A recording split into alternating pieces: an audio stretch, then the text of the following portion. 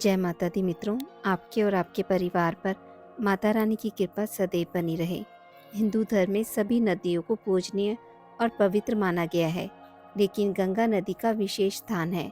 हर साल वैशाख माह के शुक्ल पक्ष की सप्तमी तिथि को गंगा सप्तमी मनाई जाती है। इस दिन ब्रह्मा जी के कमंडल से माँ गंगा का जन्म हुआ था। मान्यता है कि इस दिन गंगा में डुबकी लगाने वालों के 7 जन्मों के पाप धुल जाते हैं और उन्हें अमृत की प्राप्ति होती है। गंगा सप्तमी पर हरिद्वार में शोभा यात्रा निकाली जाती है। माँ गंगा की पालकी पूरे शहर में विचरण करती है। शास्त्रों के अनुसार इस दिन गंगा के किनारे श्राद्ध करने से पितृदोष खत्म होता है और अकाल मृत्यु वाले पूर्वजों को मोक्ष मिलता है।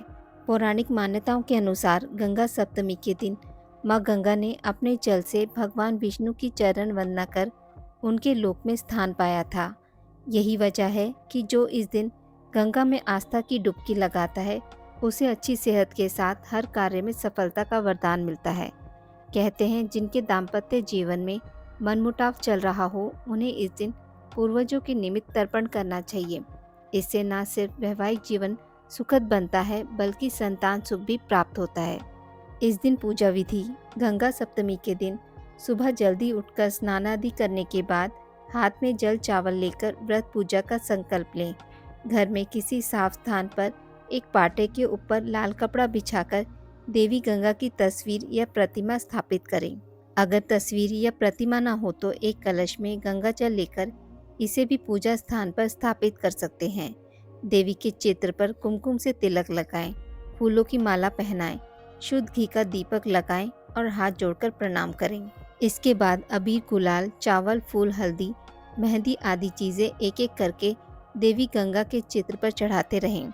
इच्छा अनुसार देवी गंगा को भोग लगाएं और अंत में विधि पूर्वक आरती करें। इससे आपकी हर इच्छा पूरी हो सकती है।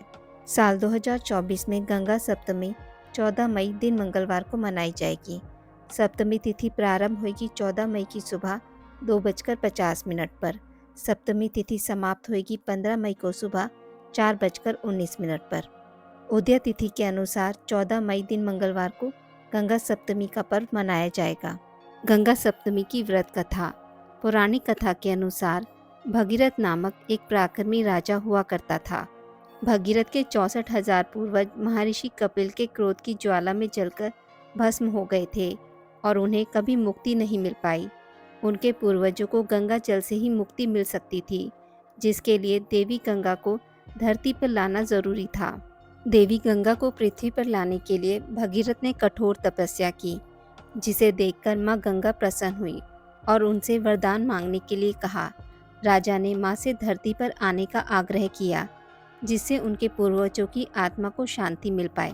माँ गंगा धरती पर आने के लिए मान गई, लेकिन उन्होंने भगीरथ को बताया कि अगर वह स्वर्ग से सीधा पृथ्वी पर आएंगी तो पृथ्वी उनके वेग और गति को सहन नहीं कर पाएंगी। इस समस्या के समाधान के लिए देवी गंगा ने भगीरथ को भगवान शिव की आराधना करने के लिए कहा। भगीरथ शिव भक्ति में पूरी तरह लीन हो गए और भगीरथ की भक्ति से प्रसन्न होकर भगवान महादेव ने उन्हें दर्शन दिए।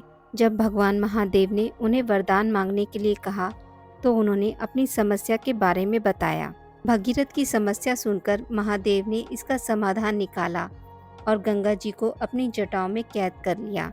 फिर जटा से एक लट को खोल दिया, जिससे देवी गंगा 7 धाराओं में पृथ्वी पर प्रवाहित हुई।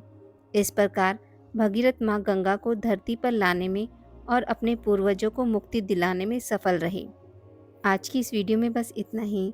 मित्रों, अगर आपको मेरी वीडियोस पसंद आती हैं तो इसे लाइक और शेयर ज़रूर करें और पूजा पाठ से जुड़ी जानकारी के लिए मेरे चैनल को सब्सक्राइब करना ना भूलें। धन्यवाद।